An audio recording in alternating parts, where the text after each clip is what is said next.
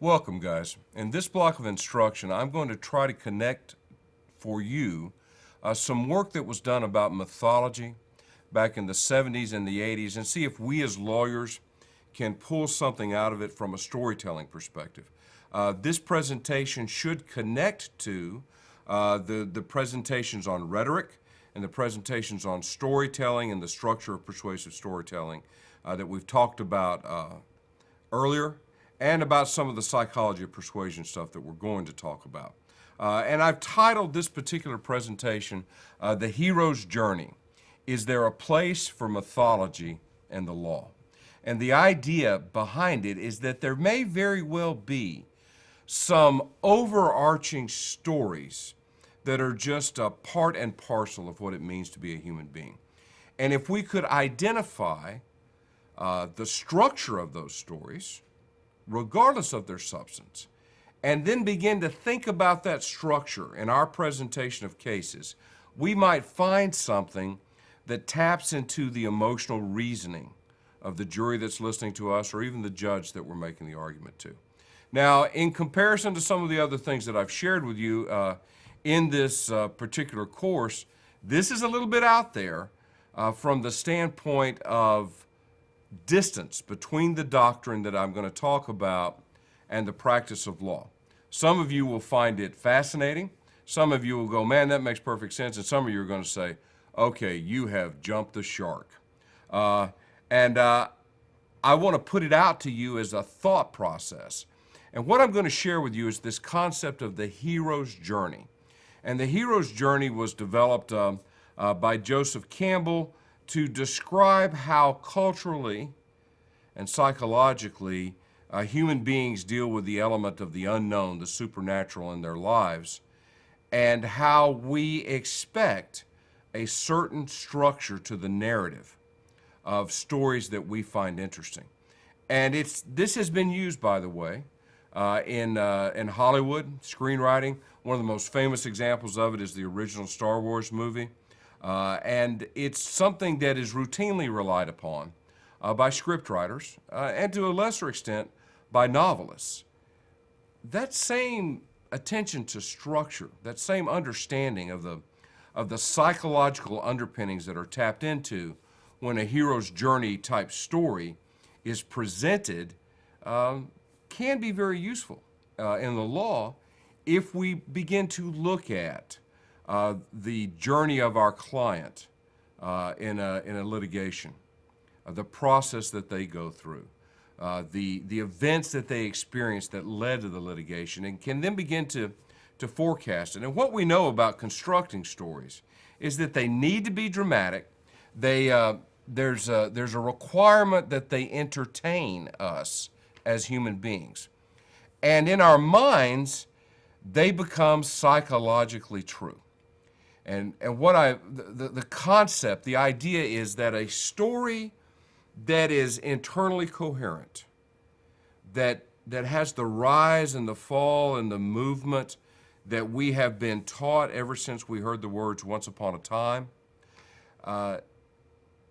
connect to us internally. We find them to be more believable. And that's not really anything new or surprising, because before we wrote, we spoke. And the process of speaking inserts memory into our lives. It inserts culture into our lives. This tradition of speaking to one another is the way in which we tie into our understanding of the world. And it's very, very effective to learn things, to remember things. It's also, if we understand the structure, a way for us as lawyers to tap into what is happening underneath the surface of most human beings. It just requires us to think about it. It has this idea in it of the monomyth.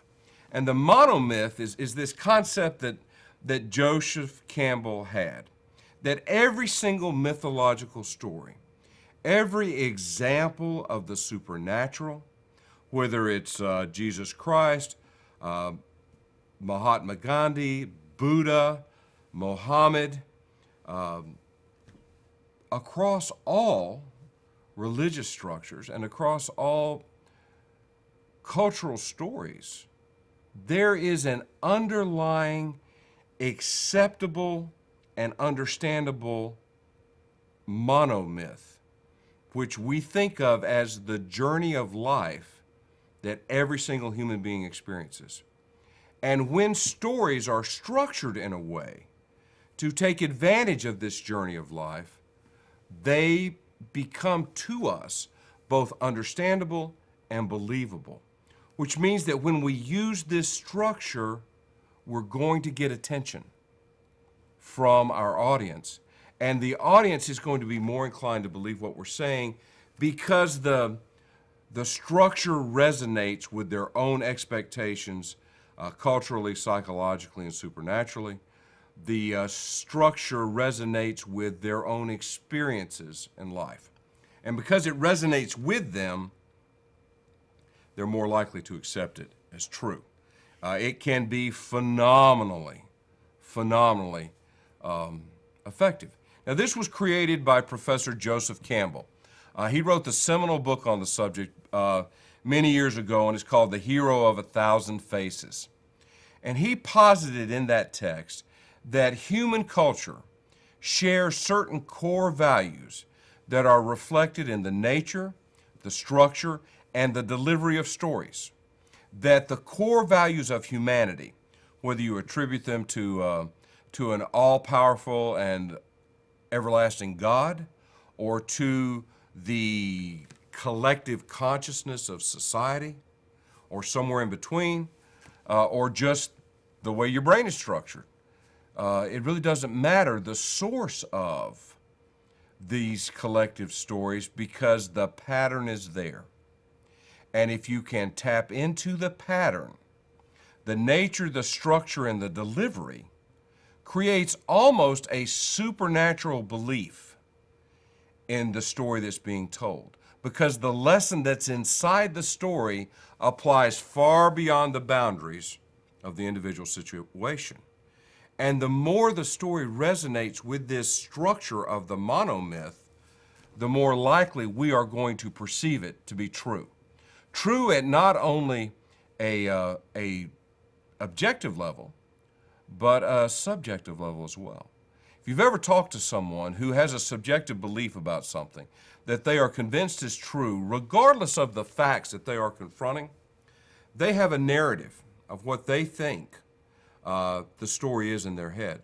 There's a myth that's running through that they have filled in all the blanks, and the story makes sense, it has internal coherence, and they are committed to it to the level of supernatural belief, regardless of its objective validity. Now, in the law, we find ourselves to some degree frightened by that idea, because a subjective supernatural belief that is not built upon objective facts means that perhaps law is indeterminate, and that really all law is a cultural vehicle for societies to manage each other, and that in fact it's all made up. That may be true.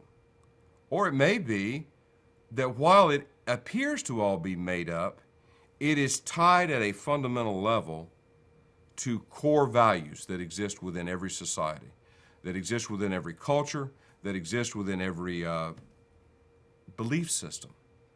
And if it's tied to core values that exist across all those structures, that has a huge impact for storytelling, but it also has a huge impact on the validity of law. Because then law and the expression of law in the adversarial system becomes an expression of the core values of society.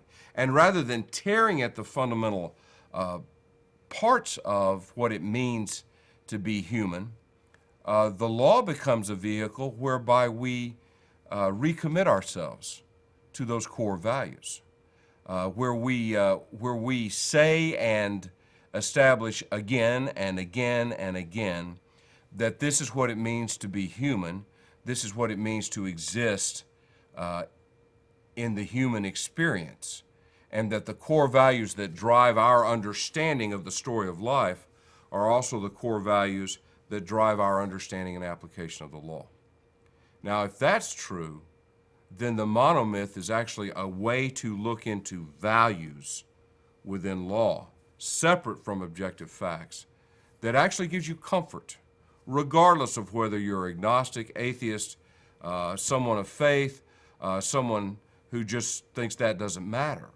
Because from all angles, the validation of human culture, as it expressed through the law, becomes powerful.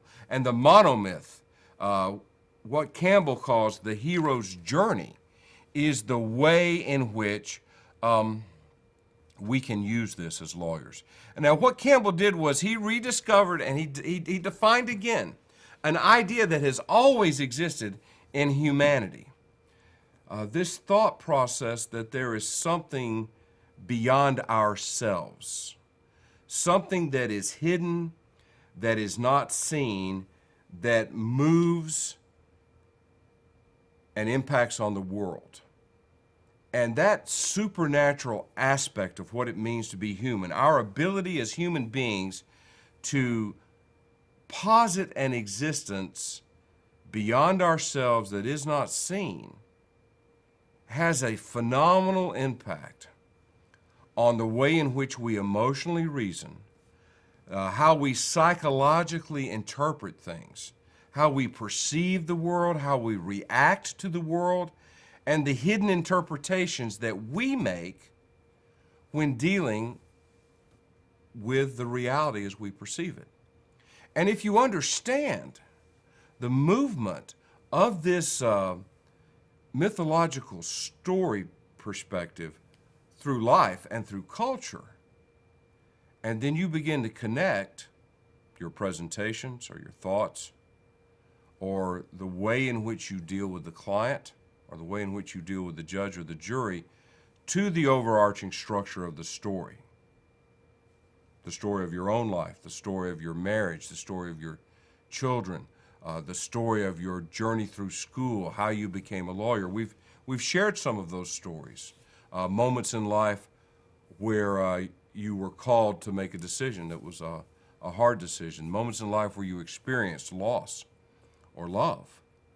Every one of those stories that we shared as part of our experience getting to know each other have elements of the hero's journey. Because we're all, at some level, on a psychological journey through life and just telling our stories to each other. We're just sharing. And the degree to which we can share without being involved emotionally in the process opens conduits to other people. And let's look at the structure of this so that you can see how this works. And what I want to do is just kind of talk you through this slide, and we'll stay on it for a few minutes. Because this is the structure, the stages of the hero's journey that Joseph Campbell came up with in his book, The Hero of a Thousand Faces. You can also see some of his presentations on the power of myth.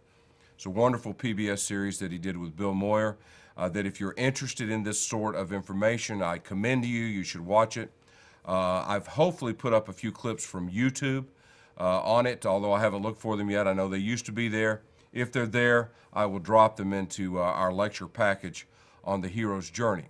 But the idea is that we all start out in the ordinary world, the world as we know it, the world where adventure has not yet come, and we're just going about our business, doing what we do day to day. And in some fashion, for the hero, and each of us is at some point a hero in our journey, there's a call to adventure. And this call to adventure is a thing that happens, a challenge that must be met, a need that has been presented, a wrong that must be righted, a victim for whom justice must be acquired, a client who must be removed from the bonds of an abusive marital relationship. All of the things that we do as lawyers, as the clients come in the door, there's this call to adventure on our part that is a reflection of the call to adventure that happened to the client that brought them to our door. And quite often, when this call to adventure comes to the hero's initial response is, hey man, I don't want to do that. I don't want to mess with that. Let this cup pass from me. Let somebody else take up that burden. Let somebody else carry that cross. And that refusal of the call initially is part and parcel of almost every hero's journey in mythology. And it's also what we as humans do psychologically when confronted with the challenge. Our first response is to say, hey, not me, and can I avoid this? And so that's normal in the actions of a client, in the way in which they respond, and that's appropriate. But what happens is after there's this refusal of the call, there's someone who comes into the hero's life. Campbell calls it the mentor. You might think of it as Obi-Wan Kenobi in Star Wars, or Merlin in the legend of King Arthur. Maybe it's Mr. Miyagi in The Karate Kid. It's that elder presence, male or female, doesn't matter, that guides the hero in understanding the call to adventure and begins to prepare them to accept and deal with the consequences of answering the call. And the mentor, at the same time, can be on their own hero's journey, where they're also living the arc of their mythological story. And so you can have stories within stories, and that happens with people in cases. Different people have different journeys that they're on, and there are different stories that are present. The story that we choose to present to the jury, if it resonates properly with this arc of the hero's journey, it cannot help but be entertaining. It cannot help but demand the attention of the listener.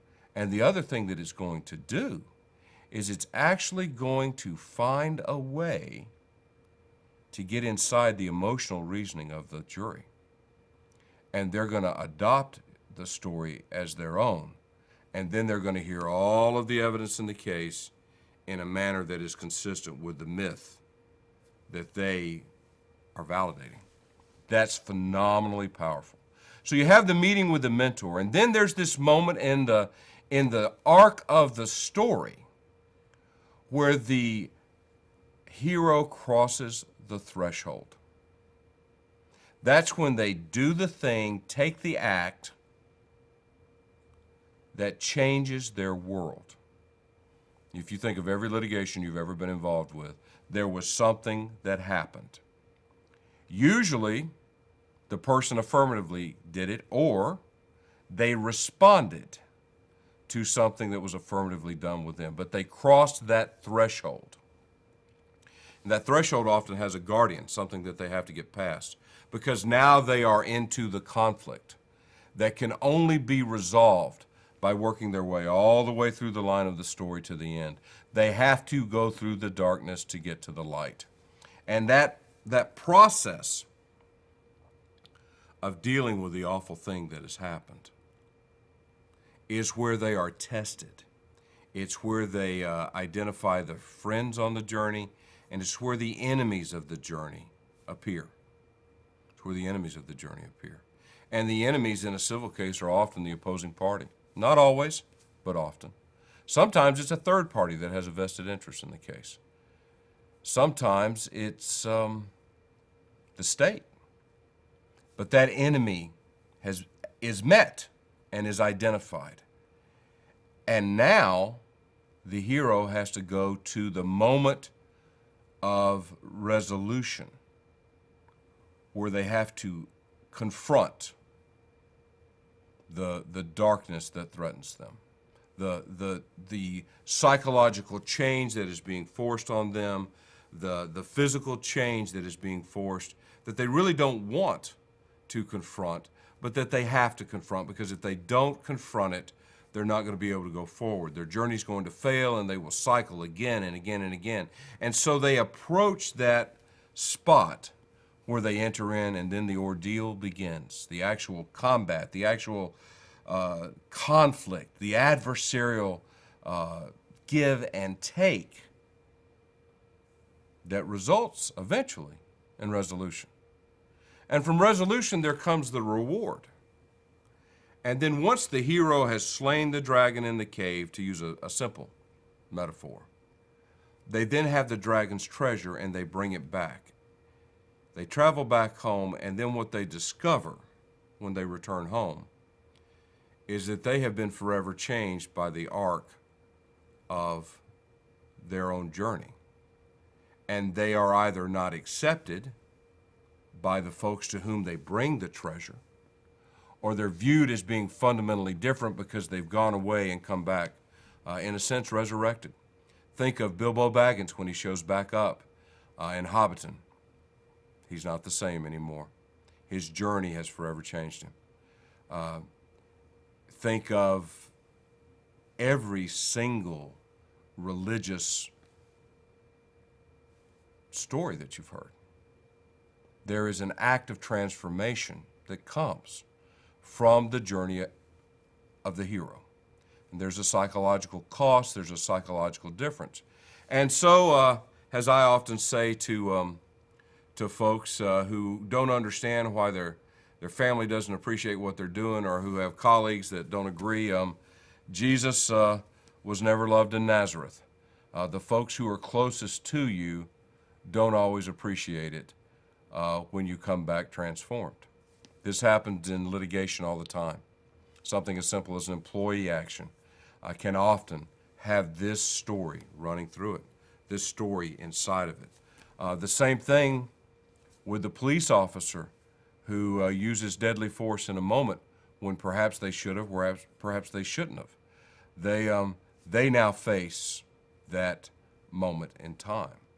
And dealing with those kinds of cases, the deadly force cases, or the 1983 actions where the cops went too far, the casting of the story in the right light is crucial in bringing the jury into believing your facts. So where does this monomyth come from?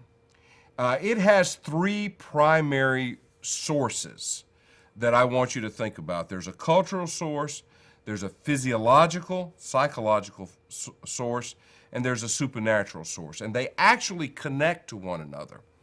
And regardless of which of those disciplines you see as the fundamental argument for using the idea of the hero's journey in storytelling, they actually buttress each other and together make the argument for using this structure much, much stronger. Let's look at cultural stories first. Now, on this slide, I have a picture of Noidart.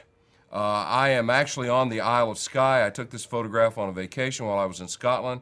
And Noidart are famous mountains in Scottish history because that's where Prince Charlie landed before the Second Jacobite Rebellion. And in my family's culture, that place has significance far beyond its actual physical presence. It's an assertion of rebellion against authority that's viewed to be unfair. It's a reclaiming of cultural heritage in the face of change. It's the idea that there are things that are worth sacrificing everything for. My family came from Scotland, not all of them, but a lot of them, and so for us, that place has a cultural, emotional significance far beyond its physical presence. You can pick right away someplace from your own life where the same is true. The cultural aspects of what it means to be, for my wife, Italian American. My father-in-law had an emotional attachment to the Godfather that defied all reason. He was a straight-laced, follow the rules, never do anything wrong.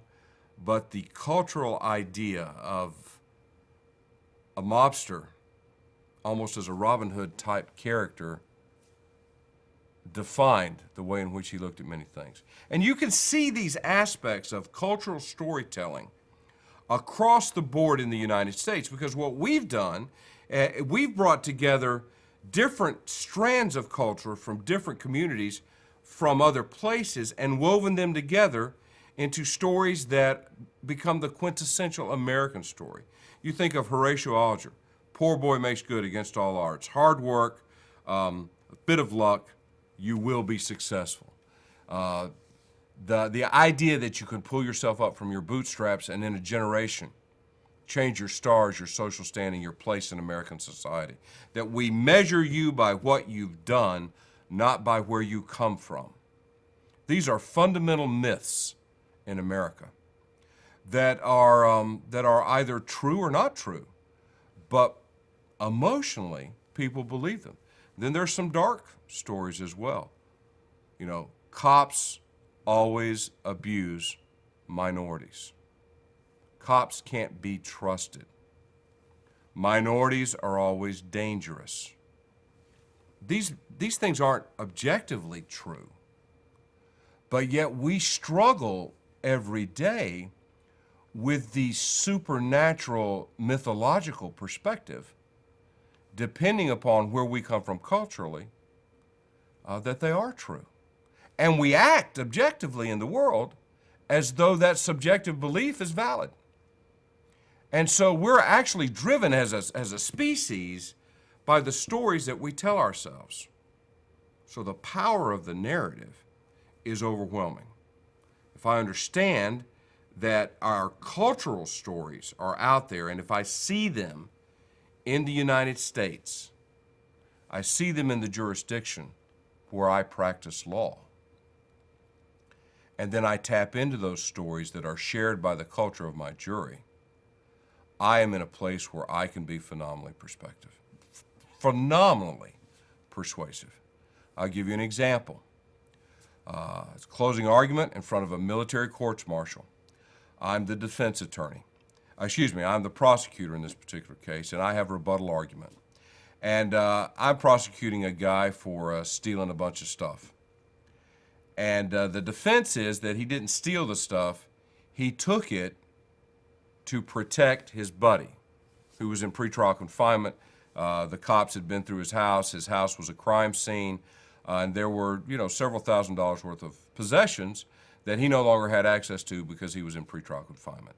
So the defense's story is that the defendant in this case went to the defendant in the other case's house and took all his stuff to keep it safe, which, theoretically at least could be true. Now, I'm in the military.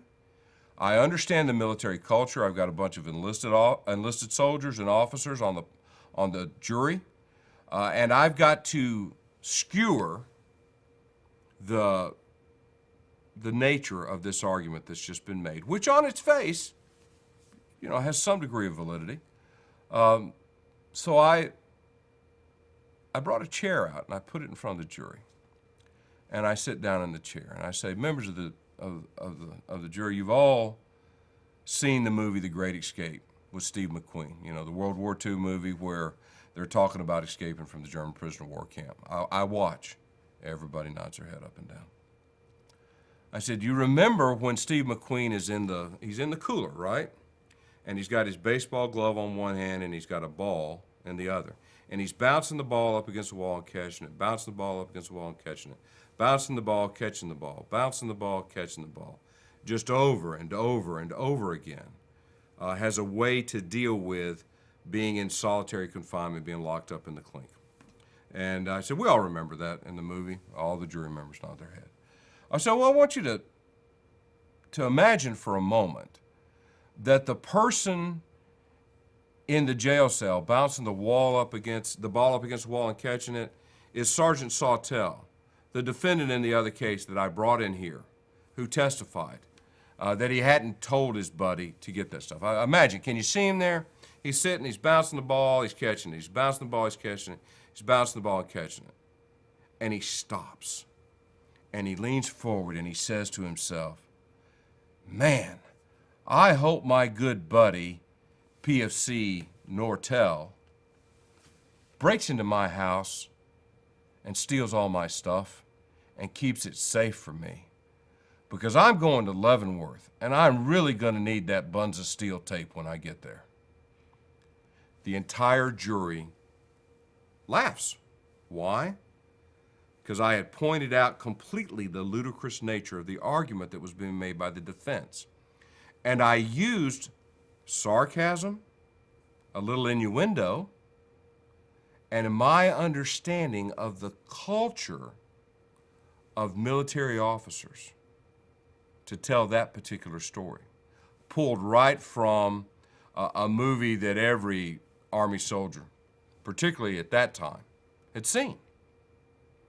Now, if I'd been in front of a jury in Pinellas County, Florida, I would have used a different example, but I would have made the same point, tapping into that cultural story that resides underneath the surface that everybody realizes is there.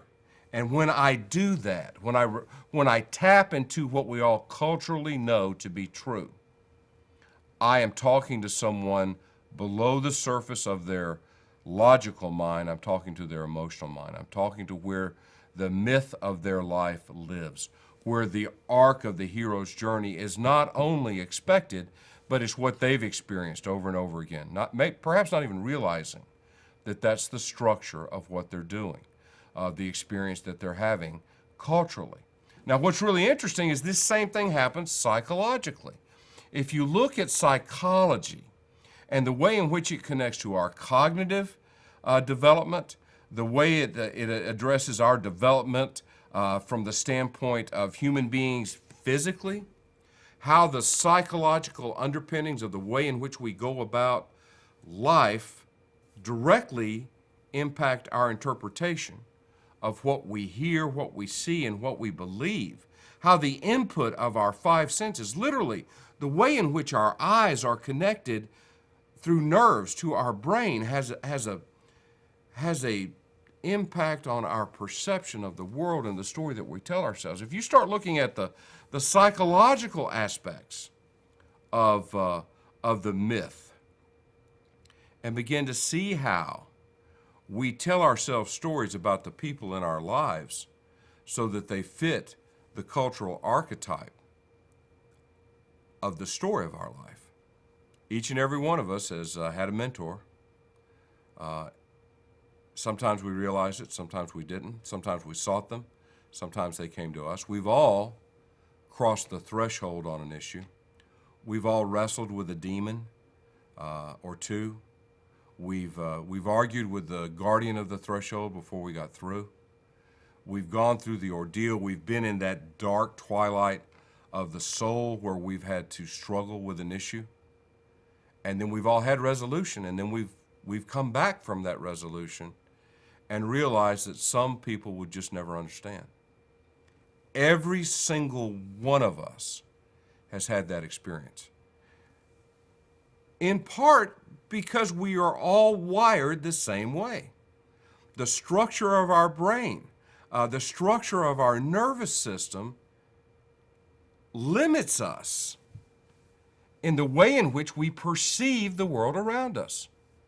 And we use the myth of how we see the world to give our life congruence so that we don't feel adrift in chaos, so that we feel like we have control, even though that control is actually no control at all. But we think it's there, and that lets us function all the way up to the door of death.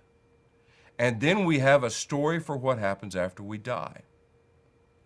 All of it designed psychologically to get us through the day and to help us make sense of the world, to preserve ourselves, to survive in the moment, and to pass our genes on to the next generation. And the myth, the hero's journey, is the story aspect of the psychology of the human mind and the neurological wiring of the human body. And that's kind of comforting because it means that this is not BS. There's actually something here. So we see it in our culture. We see it in our psychology and our physiology. But the other place that we see it is in the supernatural way in which we interact with the world.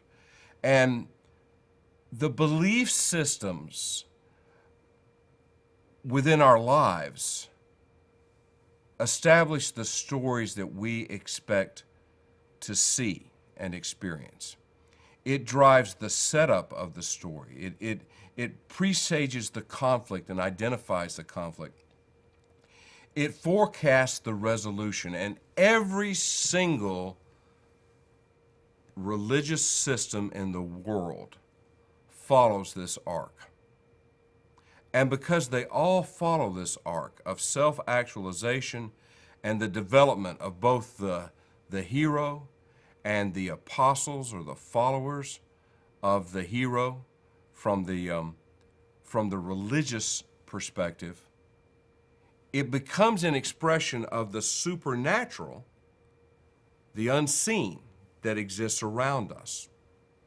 You believe it or you don't, but it's inside of you culturally because it's been placed there at some level. When my son was going through confirmation classes and he was about 8 years old, he turned to me and he said, "Dad, I don't believe any of this Jesus stuff. I think that a much more valid way to think about the world is Captain Planet. And I really believe in Captain Planet and those ideas as opposed to this." And I said, "Son, that's fine, but you're still going to confirmation class." And then I thought about it. The structure of Captain Planet, this idea of ecology and commitment to the earth as a holistic thing, and the arc of the struggle against the pollution and the global warming that Captain Planet was fighting, was really the same hero's journey that you could say Jesus Christ went through. It was the same hero's journey that Mahatma Gandhi went through. It was the same hero's journey that Muhammad went through. It's the same hero's journey that Siddhartha Buddha went through. So, it's either all completely crap, and we're making it up in our heads because of the way we're built, or it might actually be true at some level, and all of these faiths are just expressions of what we intrinsically know to exist. I don't care what your answer to that question is, one way or the other. I think most human beings, it's one of the most important issues that they struggle with in life.